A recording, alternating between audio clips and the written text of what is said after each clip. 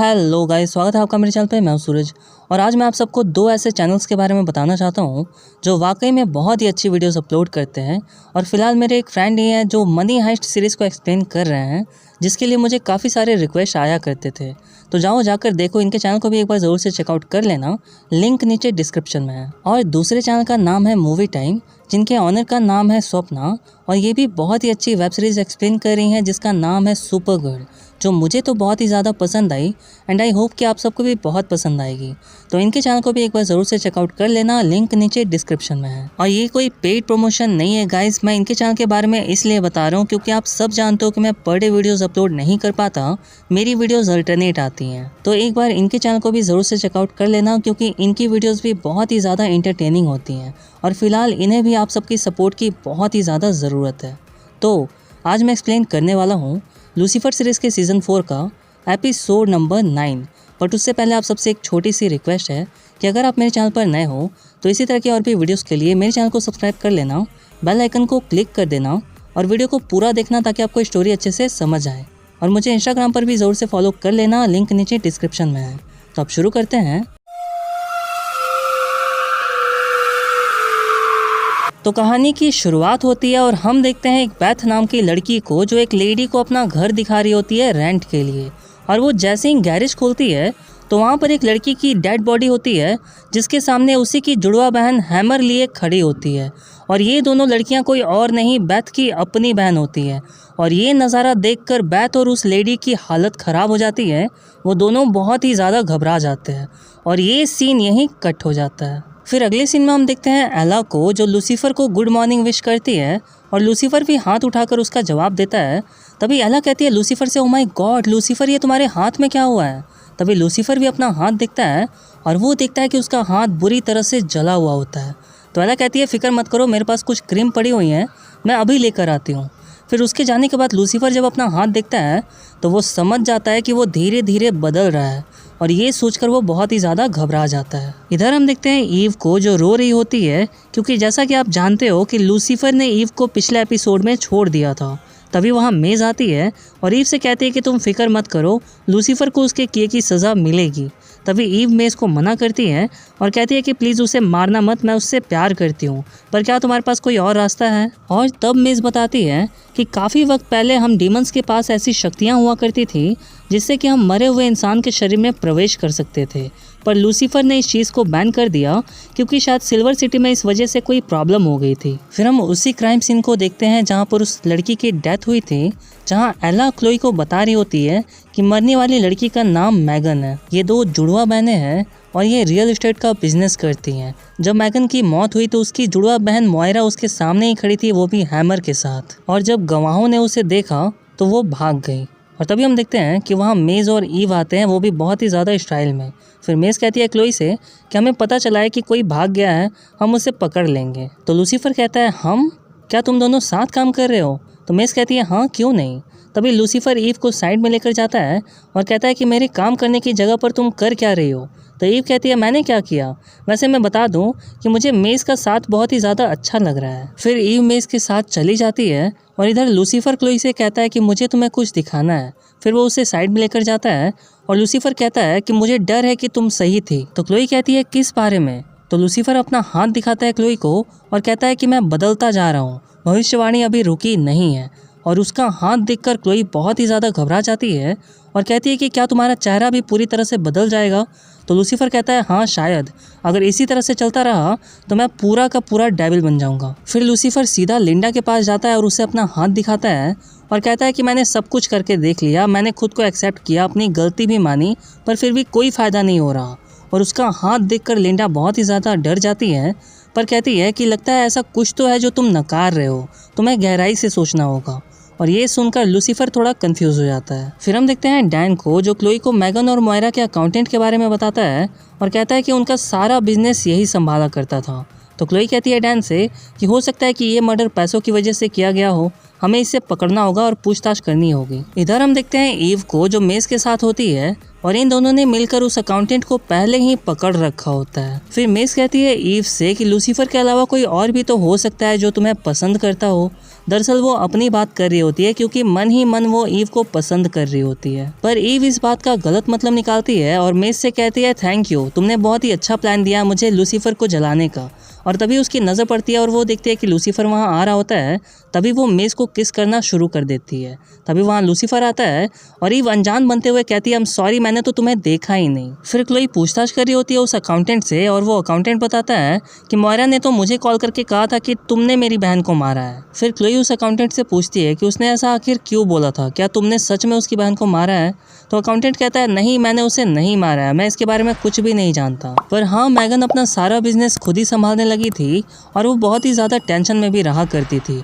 मेरे पास उसकी सारी डिटेल्स है एक पेन ड्राइव में। तो क्लोई कहती है कि क्या मैं वो पेन ड्राइव देख सकती हूँ। इधर हम देखते हैं लूसीफर को जो ईव से बात कर रहा होता है और ईव उसे बता रही होती है मेज के बारे में कि वो मेज को कितना ज़्यादा पसंद कर रही होती है। दरअसल वो ये सब कुछ लूसीफर को जलाने के लिए कह रही होती है। और तभी हम लूसीफर के पीछे देखते हैं जहाँ उसका पूरा शरीर जल रहा होता है और क्लोई ये देख लेती है और वो जल्दी से आकर स्कार्फ से उसका गला ढक देती है और उसे इशारे में सब कुछ बता देती है। फिर वो अकाउंटेंट क्लोई को बुलाता है और कहता है कि यहाँ से वो पेन ड्राइव गायब है। तो क्लोई कहती है कि लगता है किसी ने चुरा लिया। फिर हम देखते हैं लूसीफर को जो ईव से पूछता है कि क्लोई कहाँ है, कहीं ऐसा तो नहीं कि तुमने उसे मारकर उसकी जगह ले ली, क्योंकि ईव बिल्कुल क्लोई की तरह ही दिख रही होती है। तो ईव कहती है ऐसा कुछ नहीं है, मैंने और मेज ने मिलकर मोयरा को पकड़ लिया है, वो लोग उसी से अभी पूछताछ कर रहे हैं। फिर लूसीफर जल्दी से इंटेरोगेशन रूम में जाता है और मोयरा से कहता है कि मुझे पता है कि तुम खुद से बहुत ही ज़्यादा नफरत करती हो, इसीलिए अपनी जुड़वा बहन मैगन को मार डाला। क्या मैं भी अपना एक पुतला बनाकर उसे मार डालूं तो मेरा काम भी बन जाएगा? तो मोयरा कहती है लूसीफर से कि ये आप क्या कह रहे हो, मैंने अपनी बहन को नहीं मारा। तो क्लोई कहती है मोयरा से कि फिर तुम भागी क्यों थी? तो मोयरा कहती है क्योंकि मैं गिल्टी लग रही थी, मेरे हाथ में हैमर था, मुझसे गलती हुई जो मैंने हैमर को टच किया और इसीलिए मुझे भागना पड़ा। और तभी क्लोई की नज़र पड़ती है लूसीफर पे और वो देखती है कि लूसीफर की आंखों का कलर बिल्कुल चेंज हो चुका होता है और वो धीरे धीरे बदल रहा होता है। और तभी क्लोई अपने एक फाइल से लूसीफर का चेहरा ढक देती है। तो लूसीफर गुस्से में कहता है कि डिटेक्टिव तुम्हें पता है ना कि मैं ये सब पढ़ते हुए काम नहीं कर सकता। तभी क्लोई इशारे में लूसीफर को समझाती है कि तुम्हारी आंखों का कलर बिल्कुल चेंज हो रहा है। फिर लूसीफर उस फाइल से अपना चेहरा ढक लेता है। फिर हम देखते हैं क्लोई को जो लूसीफर को बताती है कि मोयरा ने मैगन को नहीं मारा है, क्योंकि रिपोर्ट के अनुसार हमें पता चला है कि मैगन के डेथ के आधे घंटे बाद मोयरा वहां पहुंची थी। फिर हम देखते हैं ईव को जो क्लोई से कहती है कि शायद मुझे पता है कि हम असली खूनी को कैसे पकड़ सकते हैं। तो क्लोई कहती है ठीक है, तुम्हारे पास 10 सेकंड है, बोलो। तो ईव कहती है कि जिसने भी वो पेन ड्राइव चुराया है, जाहिर सी बात है कि वो खुद को बचाना चाहता है। तो अगर हम ये बात फैला दें कि हमारे पास उसकी एक कॉपी है तो हो सकता है कि हम उससे फंसा सकते हैं। हमें बस मोयरा की फैमिली को मनाना होगा ये ड्रामा करने के लिए कि वो अपनी कंपनी किसी अमीर बायर को बेच रहे हैं। यानी वो लूसीफर की बात कर रही होती है और कहती है कि जो कोई भी उस पेन ड्राइव की कॉपी को चुराने के लिए आएगा वही हमारा असली खूनी होगा।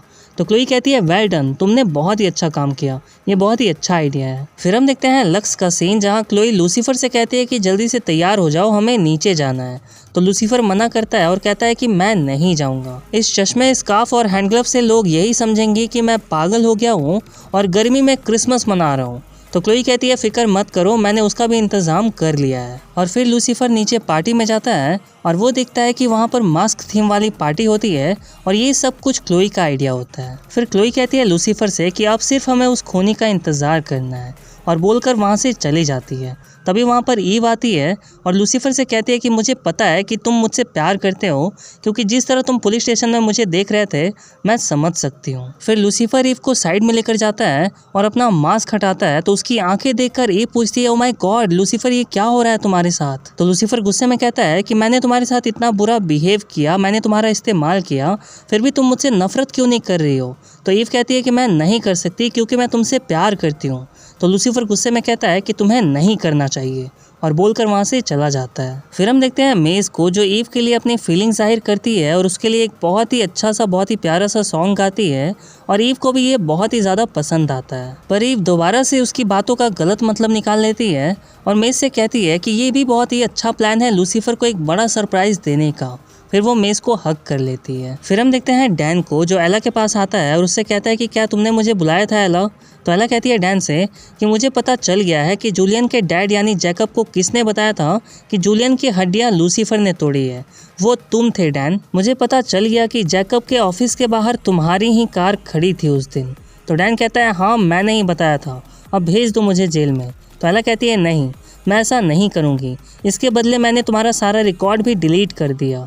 तो डैन कहता है ये तुमने क्या किया, तुम मुझे क्यों बचा रही हो। तो एला कहती है कि मुझे नहीं लगता कि तुमने कोई गलती की है, मुझे लगता है कि तुम्हें सहारे की बहुत ही ज़्यादा ज़रूरत है क्योंकि तुम सिर्फ खुद को सज़ा दे रहे हो बस। फिर हम देखते हैं क्लोई को जो लूसीफर को कहती है कि तुम्हारे इस भविष्यवाणी के बारे में फादर कैनली को ही अच्छे से पता है और इसीलिए मैंने उन्हें अपने जेल में ट्रांसफ़र करवा दिया है। तभी लूसीफर अपना मास्क हटाता है और हम देखते हैं कि उसका चेहरा पूरी तरह से बदल चुका होता है और वो एक डेविल बन चुका होता है।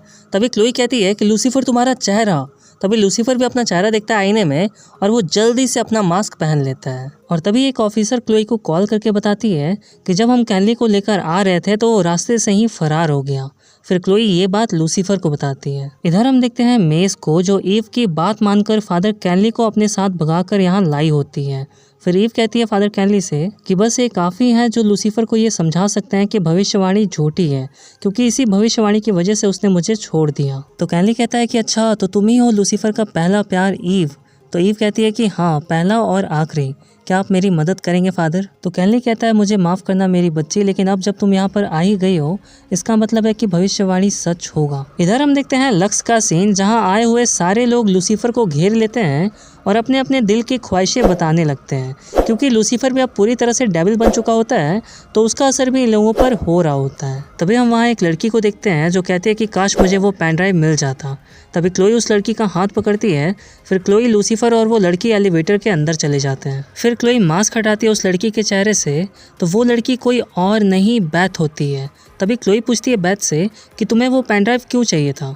तो बैथ कहती है ताकि मैंने जो किया है वो किसी को पता ना चले। फिर हम देखते हैं डैन को जो लिंडा के पास जाता है और बहुत ही ज़्यादा इमोशनल हो गया होता है और अपनी पूरी स्टोरी बता रहा होता है। तभी लिंडा कहती है डैन से कि तुम्हें मुझे हॉस्पिटल लेकर जाना होगा क्योंकि लगता है कि बच्चा आने वाला है। तभी हम देखते हैं कि लिंडा मेज़ को मैसेज करती है और उसे बताती है कि बच्चा आने वाला है और मेज़ ये बात सुनकर बहुत ही ज़्यादा खुश हो जाती है। तभी हम देखते हैं ईव को जो लूसीफर के बारे में ही सोच रही होती है और प्लान कर रही होती है कि कैसे उसे दोबारा से हासिल करूं। और ये सब सुनकर मेज़ पक जाती है और ज़ोर से चिल्ला कर कहती है बस करो, वो तुमसे प्यार नहीं करता, जो तुम्हारी परवाह नहीं करता तुम्हें भी उसकी परवाह नहीं करनी चाहिए, और बोलकर वहाँ से चली जाती है। इधर हम देखते हैं क्लोई को जो बैथ से पूछताछ कर रही होती है और बैथ बताती है कि मोयरा ने कभी भी मुझ पर यकीन नहीं किया, लेकिन मैगन जानती थी कि मुझ पर यकीन किया जा सकता है और फिर मुझे एक इन्वेस्टमेंट के बारे में पता चला जिसमें बहुत ही ज़्यादा फ़ायदा होने वाला था, इसलिए मैंने मैगन से पैसे लिए पर वो सारे पैसे डूब गए। तो मैगन मुझ पर चिल्ला रही थी और उसने कहा कि मोयरा सही कहती थी, तुम भरोसे के लायक ही नहीं हो। और ये बात सुनकर मुझे बहुत ही ज़्यादा बुरा लगा और मुझे याद ही नहीं कि मैंने कब हैमर उठाकर उसके सर पे दे मारा। ये सारी मेरी गलती है, मैं बचना चाहती थी ये जानते हुए भी कि मोयरा को जेल हो सकती है। शायद मोयरा सही कहती थी, मैं भरोसे के लायक ही नहीं हूँ। तो लूसीफर कहता है कि वो सही कहती थी, तुम्हें उनसे दूर रहना चाहिए जिन्हें तुमसे खतरा हो, और बोलकर वहाँ से चला जाता है और क्लोई समझ जाती है कि वो उसके बारे में ही बात कर रहा होता है। फिर हम देखते हैं मेज़ को जो लिंडा से मिलने के लिए हॉस्पिटल जाती है और लिंडा उसे वहाँ देखकर बहुत ही ज़्यादा खुश होती है और हम देखते हैं कि अमानीडेल भी वहीं होता है। फिर हम देखते हैं कि लिंडा बच्चे को जन्म देने ही वाली होती है और तभी ये सीन यहीं कट हो जाता है। फिर हम देखते हैं क्लोई को जो लूसीफर से कहती है कि बैथ को अरेस्ट कर लिया गया है, मेरे साथ चलो लूसीफर। तभी लूसीफर आता है सामने और हम देखते हैं कि वो पूरी तरह से डेविल बन चुका होता है और क्लोई से कहता है कि मैं नहीं जा सकता डिटेक्टिव, अब यही मेरा असली रूप है। और उसका ये भयानक चेहरा देखकर क्लोई बहुत ही ज़्यादा घबरा जाती है। और इधर हम देखते हैं लिंडा को जो बच्चे को जन्म दे चुकी होती है, जो बहुत ही ज़्यादा क्यूट होता है। और अमानीडेल कहता है लिंडा से कि मैंने इसके लिए एक नाम सोचा है, चार्ली, वो भी शार्लेट के नाम पर। तो लिंडा कहती है कि मुझे ये नाम बहुत ही ज़्यादा पसंद आया। फिर लिंडा बेबी को अमानीडेल को दे देती है और सो जाती है। फिर अमानीडेल बेबी से कहता है कि मुझे फ़र्क नहीं पड़ता अगर तुम आधे इंसान हो तो, सिल्वर सिटी में तुम्हें सब चाहेंगे। इधर हम देखते हैं ईव को जो पादरी से कहती है कि मैं लूसीफर को लेकर यहाँ से कहीं दूर चली जाऊंगी, आप बस उसको बता दो कि ये सब कुछ झूठ है। तो किनली कहता है कि मुझे एक जगह के बारे में पता है जहाँ तुम उसे लेकर जा सकती हो और वहाँ वो राज भी कर सकता है, जो है हेल। तो ईव कहती है कि मुझे नहीं लगता कि लूसीफर हेल जाना पसंद करेगा। तो किनली कहता है कि फिर उसे याद दिलाओ कि वहाँ उसकी प्रजा उसे कितना ज़्यादा याद करती है और मेरा हाथ खोलो, मैं तुम्हारी मदद करना चाहता हूँ। तभी हम देखते हैं कि ईव पादरी का हाथ खोलने लगती है और कहती है कि हाँ, मुझे याद आया, मेज ने मुझे बताया था कि डीमंस मरे हुए इंसानों के शरीर पर कब्जा कर सकते हैं। अब बस मुझे किसी ऐसे को ढूंढना है जो मरने की कगार पर हो, तभी कोई डेमन वहां से उसके शरीर पर प्रवेश कर सकता है और लूसीफर को हेल चलने के लिए मना सकता है। अभी वो ये सब कुछ बोल ही रही होती है, तभी पादरी का हाथ खुलते ही वो ईव का गला दबाने लगता है और कहता है कि तुम्हें मरना ही होगा, तुम जिंदा ही नहीं रहोगी तो भविष्यवाणी भी पूरी नहीं होगी। पर तभी हम देखते हैं कि ईव मेज का नाइफ निकालती है और कैनली के गले में मार देती है और कैनली वहीं गिर जाता है। तभी ईव कहती है कैनली से कि हेल जाकर उसके लोगों को बताना कि वो यहाँ आकर लूसीफर को वापस ले जाए। तो कैनली कहता है कि तुम्हें ऐसा क्यों लगता है कि मैं हेल ही जाऊंगा? तो ईव कहती है कि मेरा दिल कह रहा है, और कैनली वहीं मर जाता है। इधर हम देखते हैं लूसीफर को, जो क्लोई से कहता है कि मुझे बस एक ही बात का सबसे ज़्यादा दुख है कि मैं उनके लिए जहर बन जाता हूँ जो मेरे बहुत ही ज़्यादा करीब होते हैं। तो क्लोई कहती है कि ये मेरे बारे में या किसी और के बारे में नहीं है लूसीफर, ये तुम्हारे बारे में है। तुम्हें इसी बात पर गुस्सा आता ना कि लोग अपनी गलतियों का जिम्मेदार तुम्हें ठहराते हैं, और कहीं ना कहीं तुम भी इस बात को मानने लगे हो, पर ये सच नहीं है। तुम लोगों की गलतियों का जिम्मेदार खुद को नहीं मान सकते, ये सही नहीं है, तुम्हें खुद को माफ करना होगा। तो लूसीफर कहता है कि मैं नहीं कर सकता क्योंकि मुझे नहीं पता कि मैं कहाँ से शुरू करूँ, पर मैं करना चाहता हूँ। और जैसे ही वो पीछे मुड़ता है तो हम देखते हैं कि उसका पूरा शरीर इंसान के शरीर में बदलना शुरू हो जाता है, और ये देखकर क्लोई बहुत ही ज़्यादा खुश होती है। और लूसीफर भी ये चमत्कार देखकर बहुत ही ज़्यादा खुश होता है और क्लोई से कहता है कि अब मेरा दिल कहता है कि भविष्यवाणी नहीं होगी। और इधर हम देखते हैं कि पादरी मर चुका होता है, पर तभी अचानक से उसकी आंखें खुल जाती हैं और ये एपिसोड यहीं ख़त्म हो जाता है गाइज़। मुझसे जुड़े रहने के लिए मुझे इंस्टाग्राम पे ज़रूर से फॉलो कर लेना गाइज़, लिंक नीचे डिस्क्रिप्शन में है जहाँ मैं सबको रिप्लाई करता हूँ, और इन दोनों चैनल्स के लिंक भी मैंने डिस्क्रिप्शन में दे दिए हैं, तो एक बार ज़रूर से चेकआउट कर लेना। वीडियो अच्छी लगी हो तो लाइक शेयर ज़रूर करना, चैनल पर नए हो तो चैनल सब्सक्राइब कर लेना। मिलता हूँ अब आपसे अगली वीडियो में, तब तक के लिए बाय बाय।